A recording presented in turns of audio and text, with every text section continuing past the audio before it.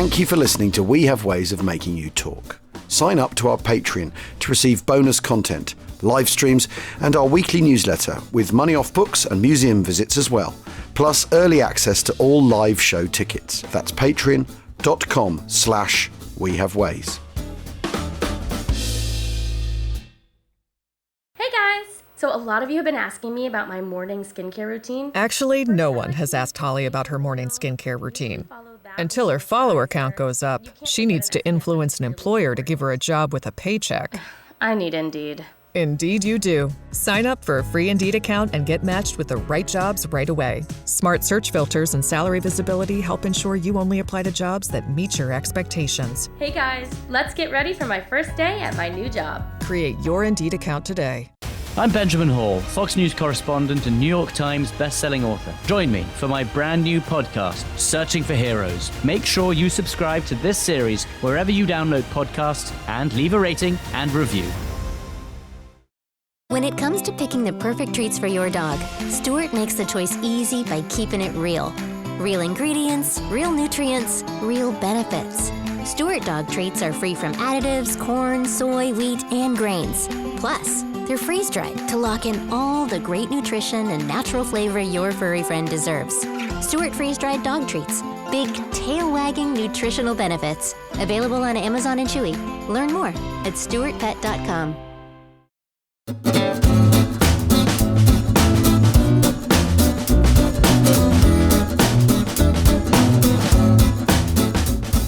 Alarm, alarm. Welcome to We Have Ways of Making You Talk with me, Murray, James Holland and Jim. Let's get to it because we have an amazingly special guest. It's good to have him back, but he's since we last spoke, as we were just saying before we got started, a great deal has happened. So who are we talking to today, James? Well, great friend of the show, it's John Orloff, and writer of two of the most iconic episodes of Band of Brothers ever, and writer of everything on Masters of the Air. Almost, not just quite.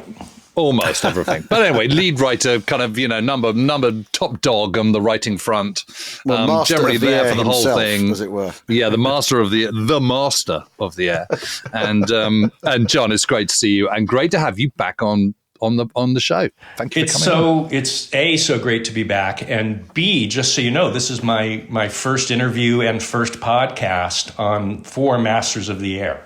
So who better to start this with than you guys? Well, how about that? You flatter us. That's amazing. and what's brilliant is I don't know whether we're recording this at the moment or not, but from a film point of view, but in the background of your office, there are stands of B-17 models in formation. There's also a rapier, a 17th century rapier. But there's also an RAF sector clock. There's another model of a B-17. Yeah, you didn't get the flashlight next to the B-17. Yes, there's a flashlight there as well. And I remember, John, you were getting near to the end of the filming when you and I had supper in Windsor, where you were staying, because it was a lovely spot for you, but it was also close to where you were filming it all. Mm-hmm. And I remember you showing me a stack of photographs of the kind of attention to detail that was put in place, from the right type of bottles behind the bar and the kind of the typewriter with an accurate memo in the typewriter and so on and so forth. I mean, it was just amazing. We took an immense amount of pride in getting details right. And what is amazing is an amazingly large amount of people worked on this show. I mean, I'm not exaggerating when I say thousands. That's not an exaggeration. Right. And so there's a lot of people working on this thing, trying to get it right and trying to get all of those details right. Yeah. And particularly the art department and the effects department. I sort of think as both of those guys, they were men who ran those departments.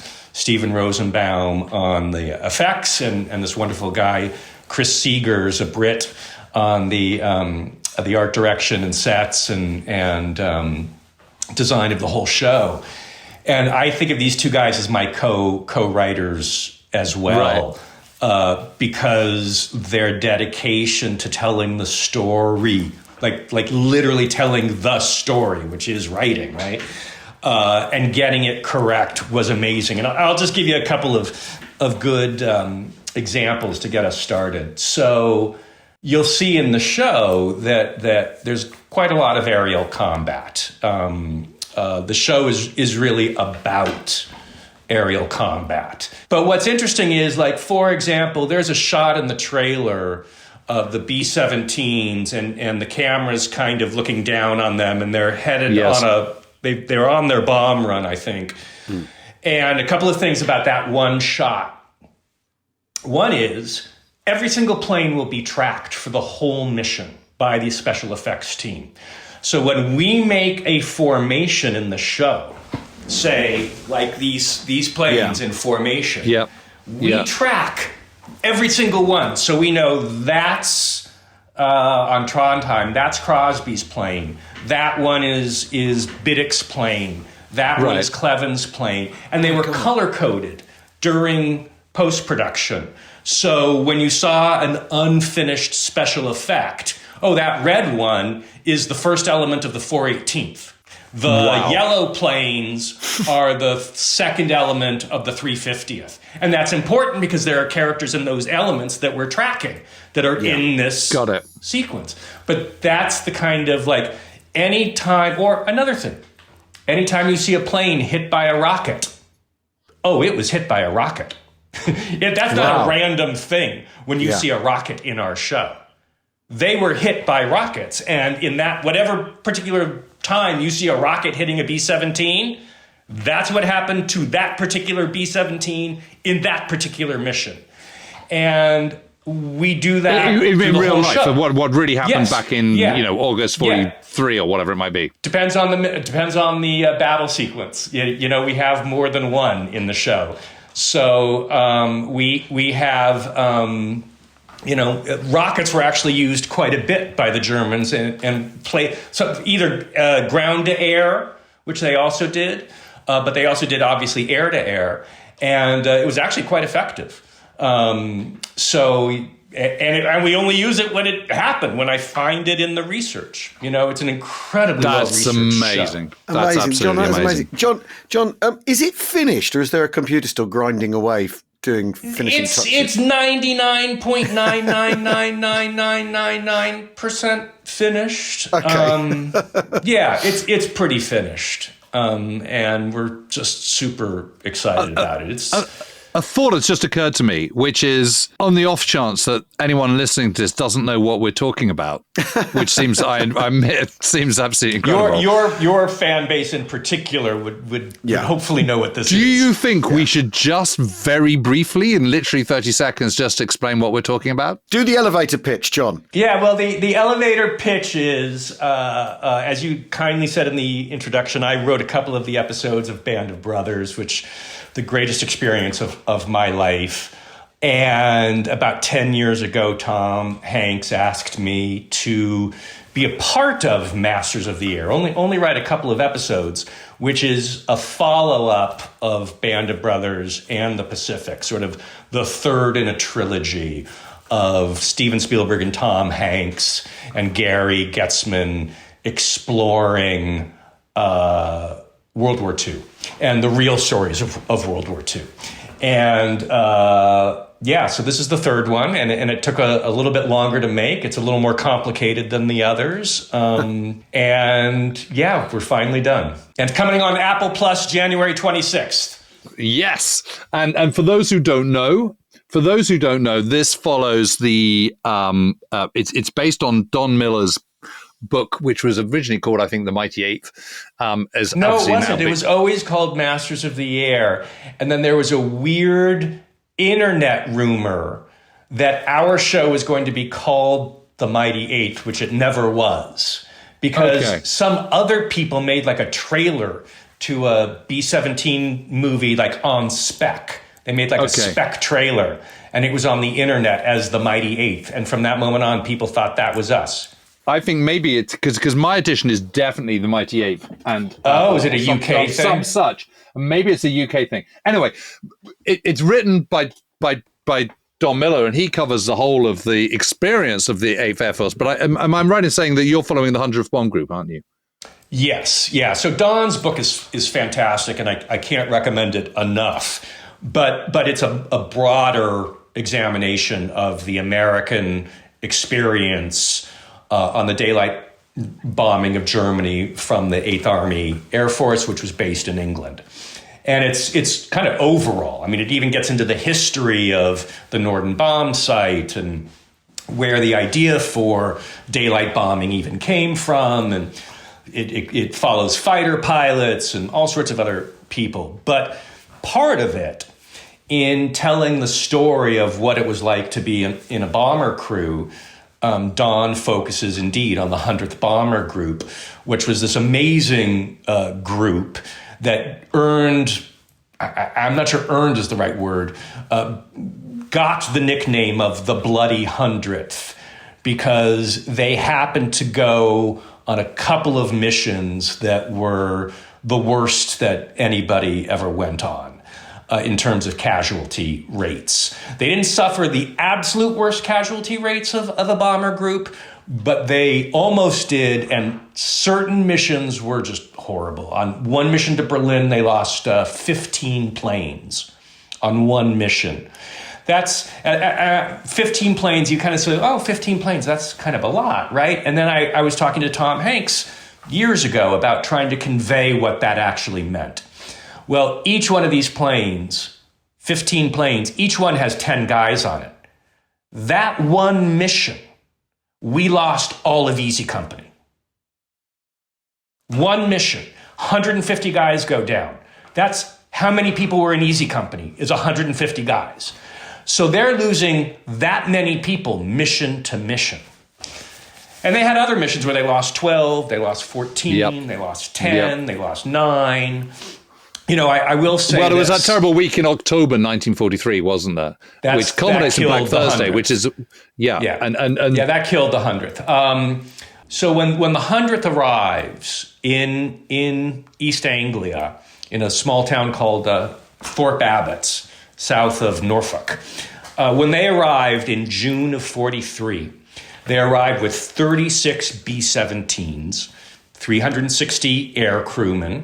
By October of 43, 12 weeks later, something like that, 34 of the 36 have been shot down. Jesus Christ. I mean, pardon my, I mean, that and how do you get into the plane the next day? Well, this is the question, and John, we've been talking about actually this idea, this issue, the question: how do you persuade someone to get in a plane when that's what's going on? How on earth do you do it?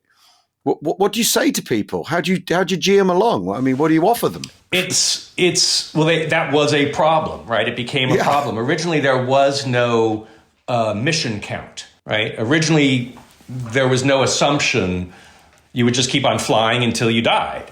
And then they realized that was a bad idea, so they did 25 missions, right? If you flew 25 missions, you could get home. That's in 43. The tough thing was the average mission life was 11. No planes were making it past 11. So no crews were making it past 11. So that was really, really difficult because you knew by the summer of 43, if you were an American air crewman, you were smart enough to realize not a lot of planes were coming home and coming back from missions. And it soon became apparent that 11 was the number. That if you made it over 11, you were now totally against the odds. And you had to fly 25. How they did it, I don't know. We examined that a little bit in the show. You know, everybody had their own ways. Some guys didn't. You know, some guys did break down. I don't know. I remember reading the story of the from the 381st, which was at Ridgewell, so not a million miles away from Thorpe Abbott. It's a little bit further away because I think it was in North Essex just. But anyway, I remember the first crew to reach, I think it was 25 missions. They were on the 24th, took off for the 25th and crashed into wood. Happened all the time.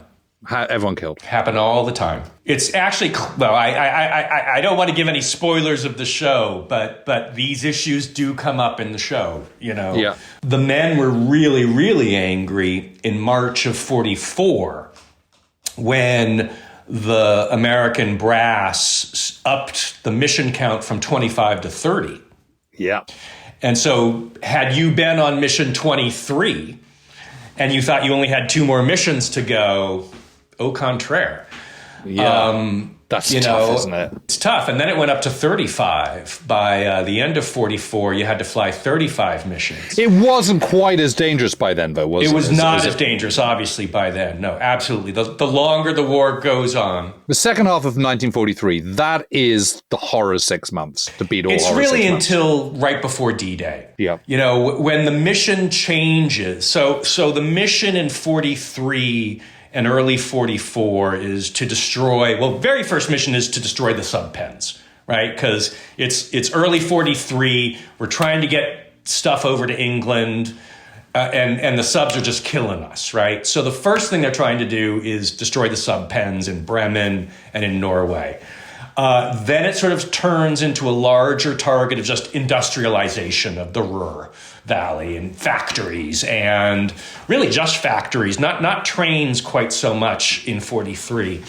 And then in 44, it goes to the Luftwaffe as the target. And the idea is in early 44, the strategy changes to B-17s and B-24s as bait to get the Luftwaffe into the air, to destroy the Luftwaffe so D-Day can happen. And once that works, and it does, the Luftwaffe still exists, obviously, post D-Day, but as a much less significant fighting machine. And we, the Americans, can then have a much more significant air presence, and as a result, much less wounded and killed men. But if you're bait and your number of missions has gone up, that must be great for morale. I mean, they know they're bait, right? Really, don't they? This is all quite a hard sell if you're the air crew, isn't it? Which makes a man like Robert Rosenthal all the more amazing. And his nickname was Rosie for obvious reasons, Robert Rosenthal. And Rosie is I've written about a lot of guys. I've written about a lot of amazing men who served in the war. And he is up there with any of them, including Dick Winters. So Rosie, his story is amazing. So Pearl Harbor happens in America. Rosie had grown up in New York, Brooklyn, Jewish, Rosenthal. And he made his mom real happy, became a lawyer. He's 22 years old when Pearl Harbor happens. He joins up because to fly a B-17 or a B-24, they were usually college students who were in the nose. The pilot, co-pilot, bombardier, navigator tended to all be college graduates. And so Rosie volunteered, became a pilot, and he spent the first year of the war flying B-17s over Texas for gunnery training for gunners. But when he did that, he put up so many hours in a B-17. He could fly a B-17 like very few human beings could fly a B-17. So he ends up in England in September of 43. And he goes on some really hairy missions that I'm not going to detail because you might want to watch a little show called Masters of the Air.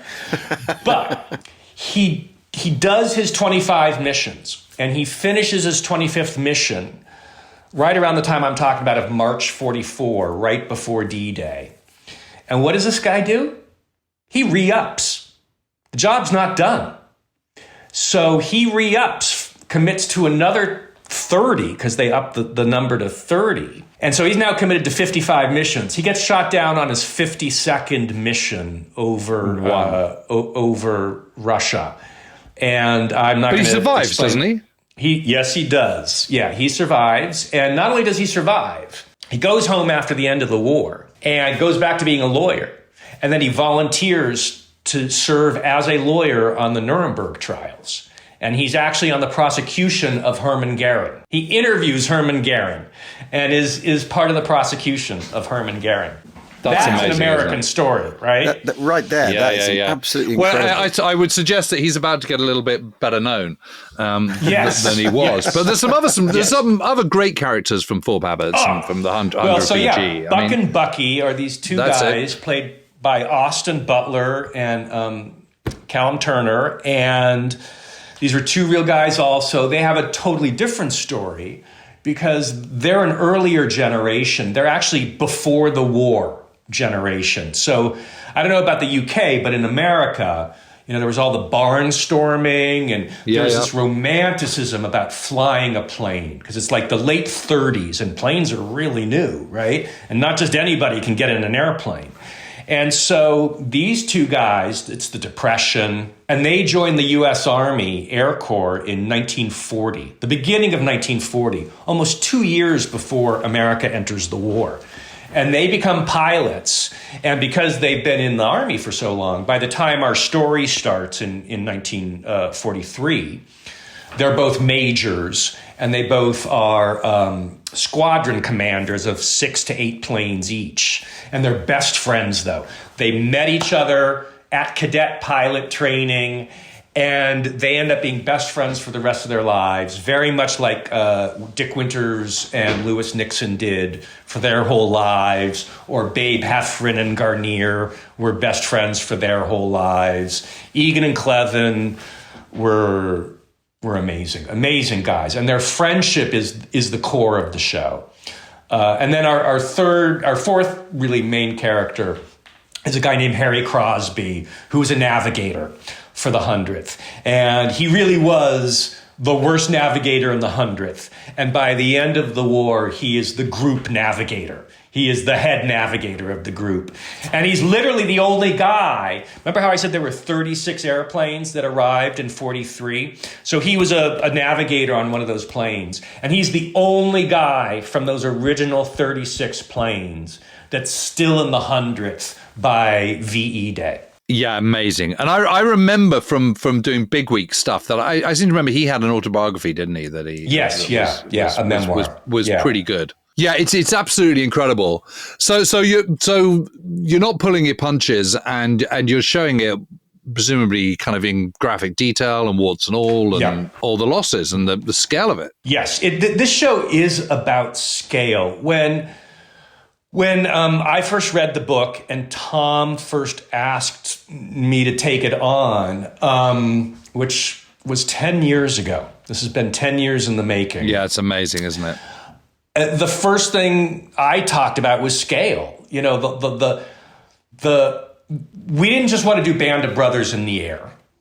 Because we'd already kind of made Band of Brothers, right? Band of Brothers is its own thing. It's its own thematic thing. It's a wonderful, wonderful, lovely, amazing thing. And we wanted to make something else. And one of the things that was the most important thing was scale. Because the air war is the tip of the spear of American industrial power. So when we start this show and we see the first mission, I think maybe we see 30 planes in the air, something like that, 40 planes in the air, maybe, if that. By the end of the show, there's like thousands of airplanes in the air. A mission to a mission to Berlin in early 45. You've got 1,200 bombers, 400 P-51s escorting them. It would take 3 hours for them to go over Berlin. It would take 3 hours for the first plane to the last plane bombing Berlin. That's how many airplanes there were. And that's never really been told. As wonderful as Memphis Belle is, as wonderful as 12 O'Clock High is, there was not the technology or the reason to try to explain the actual scale of the air war. And Don's book is so much about that. Yes, absolutely. And the scale, like all aspects of America in the Second World War, the growth is so exponential. It's so rapid. Yeah. It's so hard to get your head around. I mean, when the 8th Air Force first turns up in June, July 1942, they're there in fall of 42, just but like a dozen or 2 dozen. Right, and then most of them get siphoned off to the Mediterranean for Tunisia and stuff. Right. So they don't really get going until the kind of summer of 1943. But even then, you know, you're talking about, I mean, you know, what's the first Schweinfurt raid, 315 aircraft, 60. And that was a big fucking deal, getting 350 airplanes in the air. Right. Excuse my but this French. is my point. To go from kind of, you know, a handful in 1942 to 315 in August. And then 6 months later, they're up to 600, 700, 800. And then 6 months after that, it's 1,500. When you consider the losses that are going on, concurrently with the growth, it's just mind blowing. And if you think about what has to go into sort of creating these airfields, they're like a small little village. You know, before you know where you are, you know, Fort Abbotts is this tiny little village in southern Norfolk with its little sort of flintstone church, and it's all very quaint and everything. Suddenly, on its periphery, you've got thousands of Americans. 3 to 4,000. 3 to 4,000. And you've got all the infrastructure that involves, and the vehicles and the Quonset huts and, you know, mail, control, barber shops. It was a little village on itself. Right, because a village is sort of 600 people, 700 people. Mm-hmm. Then suddenly you've got 3,000 to 4,000 Americans kind of on your doorstep. It's the social change is absolutely huge.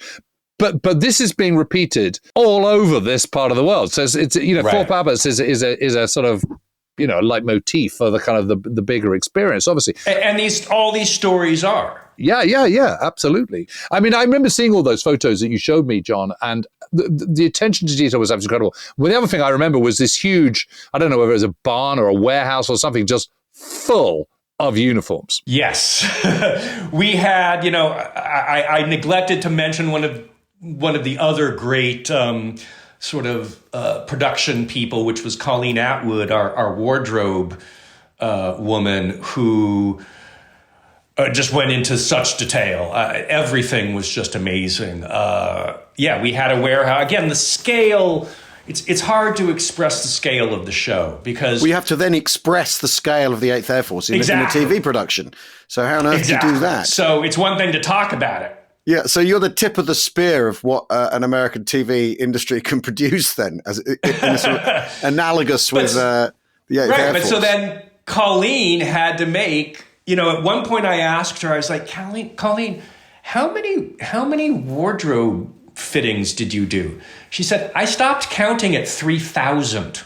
God. Oh my God. So that, you know, there were more than 3,000 people dressed in this show. So because, you know, when the show isn't just, I mean, again, it's hard to talk about how big the show is without you seeing it. Because we start, you know, at Thorpe Abbotts, and there's, like I said, 3,000 people working there. And we go on these missions with 70 missions. By the end, you know, we see all those the planes and stuff, but also some of our guys have been shot down, and they might be behind enemy lines, and they might be on a march in the middle of January, February, and that 45, and that was a moment in history where more people were on the road in Europe than any other time. So the Russians are heading west, taking all the land, are re-stealing in some ways, all the land that the Germans had stolen in 39-40. But remember, all the Germans, the reason they stole Poland was so the Germans could live there. So now all the Germans who are living in Poland don't want to be in Poland because the Russians are taking over Poland. So they're all running back to Germany, right? Then you have there are thousands of people on the march all over Europe. Civilians, armies, POWs, and maybe we're going to see some of that, you know, but the Russian army, it's just a lot of people in this show. How many episodes? Is it 10 episodes? It's 9. It's 9, but could there have been 18? Is it been containing the story? Yes. There was a moment where I was just, oh my God, this should be 4 seasons, you know. because, there's so many, here's the thing also, there are so many amazing people in the 100th, and we are only really talking about a couple dozen, There are so many other amazing pilots above and beyond the guys that we're focusing on. There's this guy, Cowboy Sloan, and there's Lucky Luckadoo. And yes, well, we interviewed Lucky the other day. Lucky is just an amazing, amazing human being. And he's actually, and actually, he's one of the few, he was not one of the original 36 crews, but he was the second, I think, man from the 100th to do 25. Yep. I think he's amazing. Not Dale Dye. We had, obviously Dale Dye worked on the show, but there was a Captain Dye. Yeah. I'm blanking on his name right now. He was the first guy to make 25 on the 100th. And I think Lucky was the second. Lucky had an interesting time because he had this awful crew that he hated. Yeah. Who were horrible to him. And, just extraordinary. We'll take a short break and we'll be back to talk more Masters of the Air. We'll see you in a tick.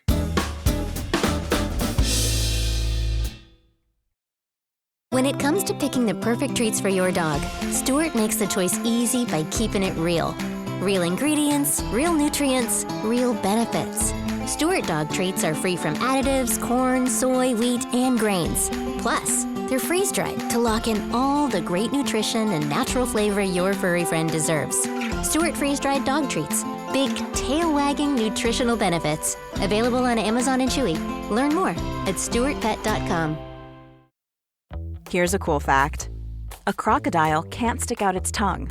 Another cool fact, you can get short-term health insurance for a month or just under a year in some states. United Healthcare short-term insurance plans are designed for people who are between jobs, coming off their parents' plan, or turning a side hustle into a full-time gig. Underwritten by Golden Rule Insurance Company, they offer flexible, budget-friendly coverage with access to a nationwide network of doctors and hospitals. Get more cool facts about United Healthcare short-term plans at uh1.com.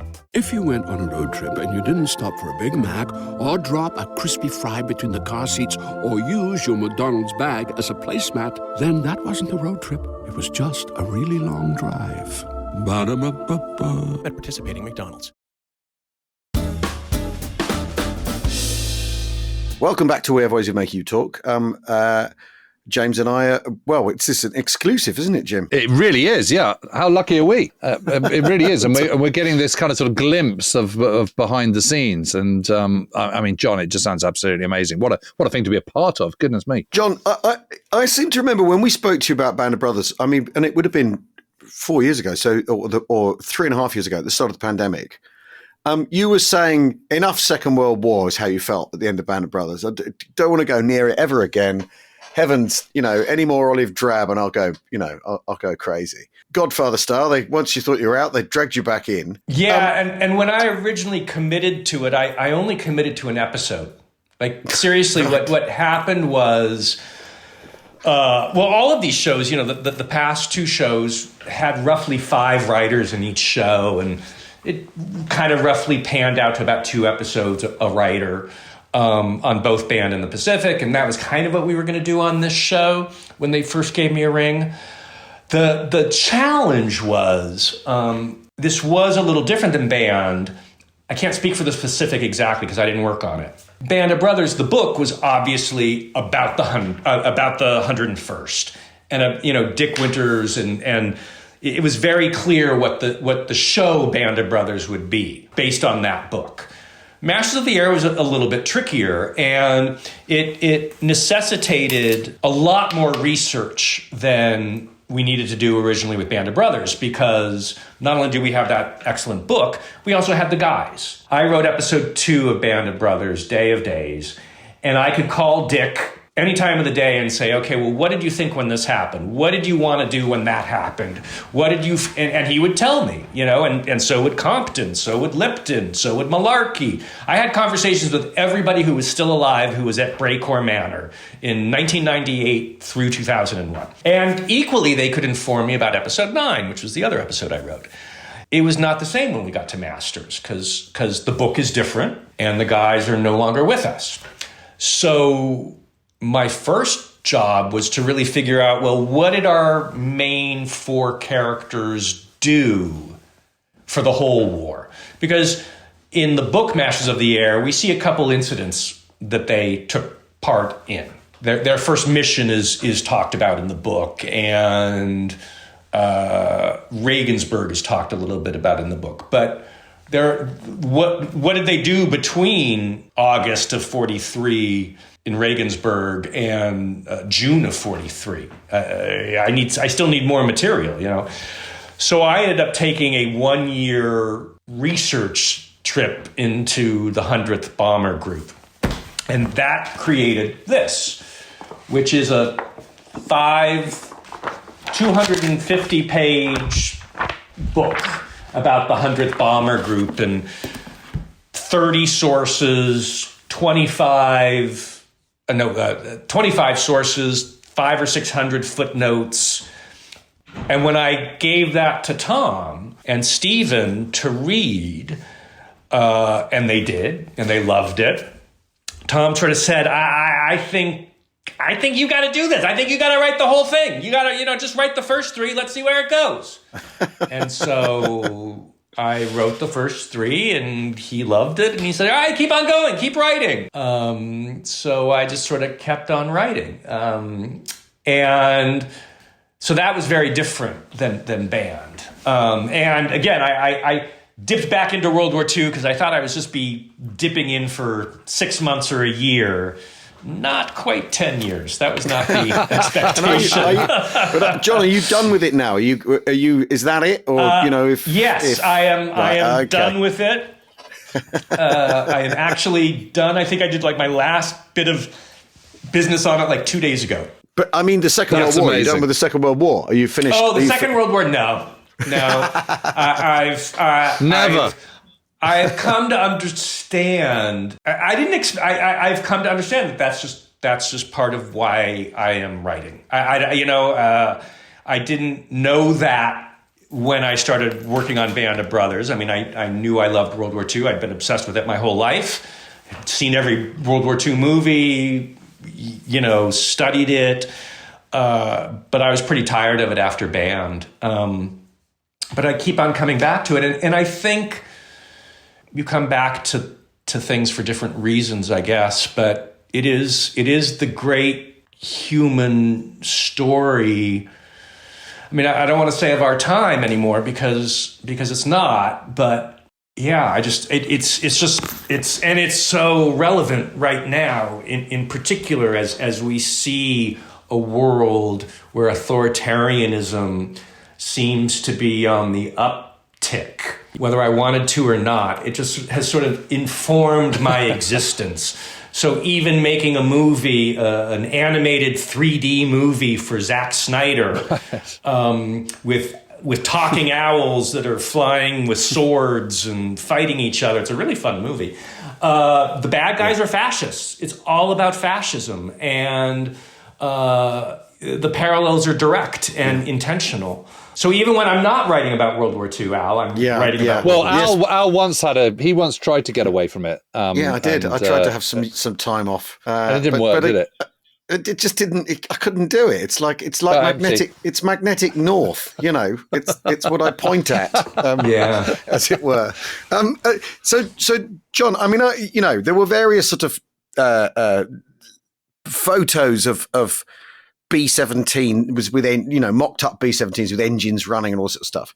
I mean, surely there's a tremendous thrill in saying, as a writer, because William Goldman famously says, when you write a movie scene, you say, 1,000 horsemen gather on the horizon at dawn, and he's like, well, you better not put that in your screenplay because that'll never happen. So maybe make it 12, and it doesn't have to be dawn, no horses, and just like paring it back. But evidently, to make this, you couldn't do that. So is it something else to say? Five B-17s form up on the runway on the stand, and then off they go. I mean, how's that? Dude, 4? All right, okay. Oh, no, we have shots of 18 or 20 or 25 or 30. Sorry. I'm just trying to help William Goldman out here. I mean, Yeah. Well, it's an integral. There is a story, of course. You've hit on something. So certainly while I was writing, I was told, don't think about budget. What? Don't ever think about budget. And That, of course, changed, when we went into real production. Yeah. Right. And there were things that we had to cut or pull back. But it was Gary Getzman who was really just write it how it's supposed to be and we'll figure it out. Wow. And most of the time they could, obviously there are times, where some things aren't possible. But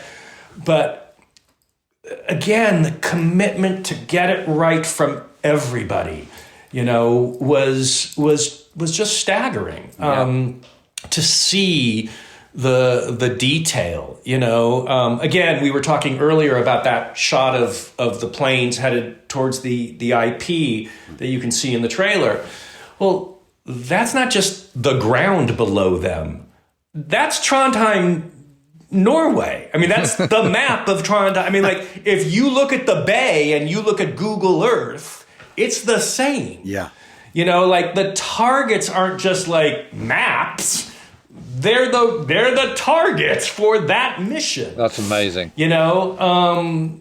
And so, yeah, we all just wanted to get it right. And so many people would come up to me and say, they saw a band, the people on the show that worked on it had seen Band of Brothers and knew like that was what we were doing. And it moved people to give their best. Amazing. I mean, John, when I saw you in Windsor that time, you were getting very close to the end of the filming. And I detected a sense that you just weren't sure how you thought it was going to be good, but it's scales of good. And would it be better than Band of Brothers? You never know. You never know. And you had that kind of, post-match nerves, I would say, about the whole thing. I still have them. I mean, not a lot of people have seen it. You have seen it. You've seen it. And I have. I've seen it, yes. Many very times. Tantalizingly, we were sent a link to see it all. But then didn't and work. And they said, from the PR people, and then it didn't work. No. Yeah. It was just awful. No. Yeah. So what can you do? Oh, that's But are you pleased with it? It sounds like you are. Yes, it's like nothing that's ever been made. I mean, Yeah, I don't know how to sound humble when I say that, but I am. It's not Band of Brothers and it's not the Pacific. It's its own thing, and everybody has to understand that. And yeah, I'm really proud and really excited, and I can't wait for people to see it. It was really hard to make. We were also making it in the middle of COVID. So imagine all the things I was just talking about, and it's the middle of real COVID. Like when I arrived in England, the stores were not open, the restaurant, nothing was open. It was still that time of COVID. If you wanted to buy a pair of shoes, you called up the store and they left them outside at the door, of their shoe store. You weren't allowed to go in. And we had to make a movie like that, right? So there were 300 people just on our COVID team. That's all they did was COVID. Yeah, that's just amazing. Because every single day I had to get COVID tested. Yeah, you were testing every day. Because I couldn't go onto the set. Yeah, if I wasn't healthy, I couldn't go on the set and possibly get other people sick. Yeah, so what a palaver. We had roughly 1,000 to 1,500 people work on the show every day. So 1,000 to 1,500 people had to be tested for COVID every day. So when I talked to you, it was a very intense shoot with a lot of difficulties, just logistically because of the scale and making it during those times, And it was hard. It was a hard shoot. I won't lie. Yeah.